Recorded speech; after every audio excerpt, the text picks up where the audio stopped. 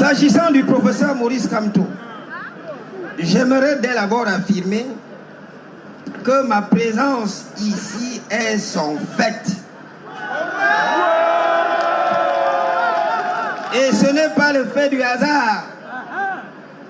La raison en est que, comme membre de la société civile, j'ai refusé de laisser mon ventre dicter ma pensée.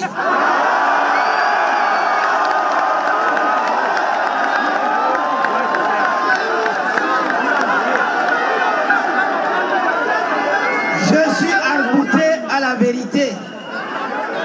C'est la raison pour laquelle vous verrez rarement des universitaires près du professeur Maurice Kamto,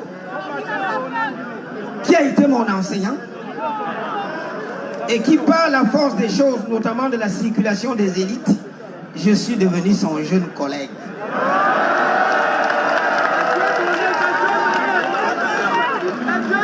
L'honnêteté intellectuelle voudrait que je le soutienne.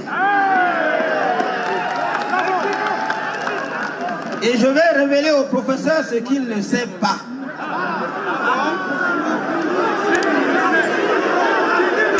Professeur Maurice Kamto, si je suis ce que je suis à l'heure actuelle, c'est le fait d'un Bamileke et d'un Bassa. Un Bamileke, mon enseignant, Feu Kamdem Jean-Claude, qui m'a donné l'amour du contentieux administratif, qui me tenait par la main et qui m'a dit un jour, vous ne le savez pas, je ne vous ai jamais dit, Jean Calvin, si je ne suis pas là, un jour, rapproche-toi du professeur Maurice Kamto.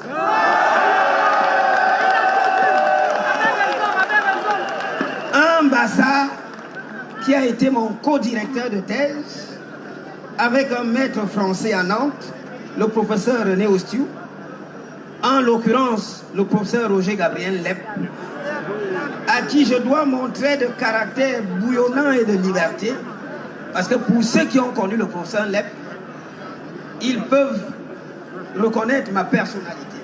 Roger Lep m'avait dit, Jean Calvin, si je ne suis pas là, rapproche-toi du professeur Maurice Kamto.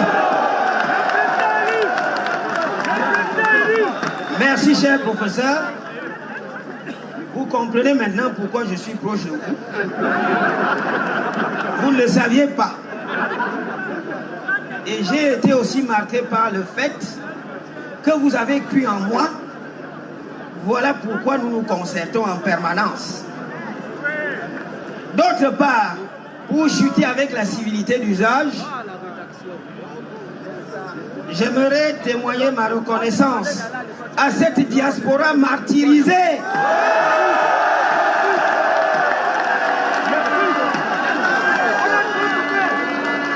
Qui connaît des blocages par rapport au processus d'inscription sur les listes électorales et qui est victime de la politique à géométrie variable de la double nationalité, pendant que les dirigeants ont la double nationalité et se considèrent comme des citoyens à part entière. Le peuple citoyen est ostracisé. Merci pour votre accueil chaleureux qui ne fait que confirmer et conforter l'idée selon laquelle le ventre ne dictera jamais ma pensée. Je dirai toujours la vérité au prix de ma vie. Ensuite, ça sera la deuxième articulation de ma pensée avant que je chute. Je voudrais, autant que faire se peut, vous expliquer pourquoi nous sommes dans une république abîmée. L'actualité du passé nous rattrape. L'actualité du passé nous rattrape. jeune étudiant à l'université de Nantes, j'avais assisté à la mise à mort du couple Ceausescu. Parce que le peuple roumain s'était levé comme un seul homme et a mis fin à la dictature. Le président Feu Mitterrand de l'époque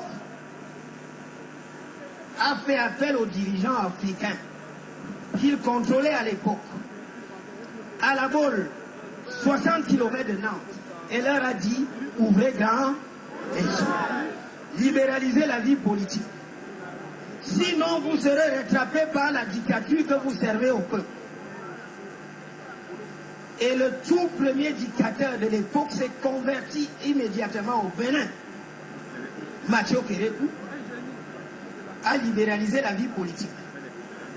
Nous avons attendu 6 ans plus tard, dans la Constitution révisée de 1996, en procédant à la limitation des mandats. Nous n'en serions plus là si la tricherie politique n'avait pas habité nos gouvernants. Les émeutes de la fin de 2008 ont permis au pouvoir de massacrer le peuple. Moi-même, j'ai failli trépasser, n'était-ce ma popularité auprès des étudiants qui m'ont reconnu dans la rue et qui m'ont extirpé. Le président a fait une sortie en disant que je vous ai compris, mais par un moment d'inattention, subrepticement, il a révisé la Constitution en levant le verrou de la limitation des mandats. Et pourquoi? Parce que la diaspora s'était mobilisée en disant qu'on va la traiter devant la CPI.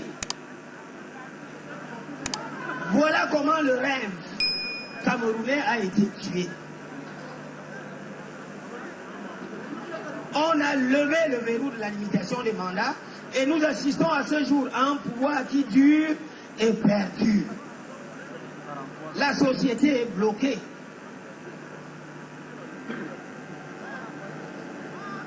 Comment sortir de l'impasse? Et ça sera la troisième articulation. Il y a une double solution. La première est que le peuple retienne qu'il est souverain. C'est le peuple qui décide. Les dirigeants n'en sont que les mandataires. Prenez conscience de votre force en imposant la ligne de conduite aux dirigeants.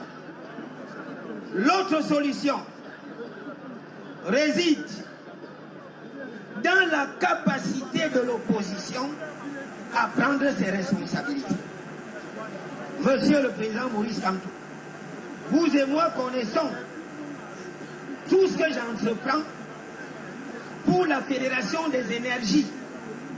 Mais je réalise que c'est un idéal qui est difficile à atteindre. Parce que chaque dirigeant de l'opposition a mis dans sa tête que je suis candidat à l'élection présidentielle, au mépris de la souffrance populaire. Ce que je tiens à vous dire, et ce sera mon mot final, je suis de la société civile, professeur Maurice Kamto.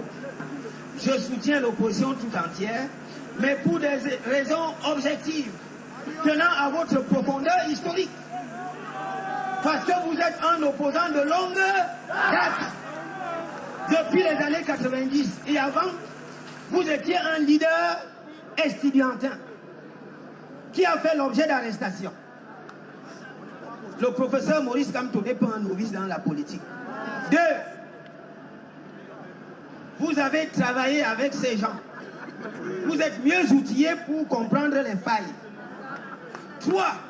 Qu'on le veuille ou non, et comme je l'ai toujours dit, le MRC est le parti de l'opposition le mieux structuré et le plus populaire.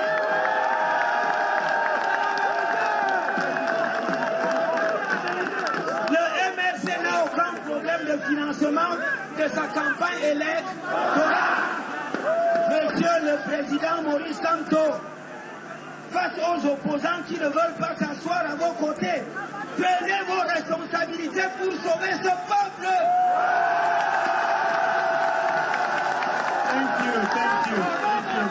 Une minute. Vous avez une énorme responsabilité historique et morale. C'est l'occasion de sauver ce peuple supplicié. Il nous reste moins de 5 mois.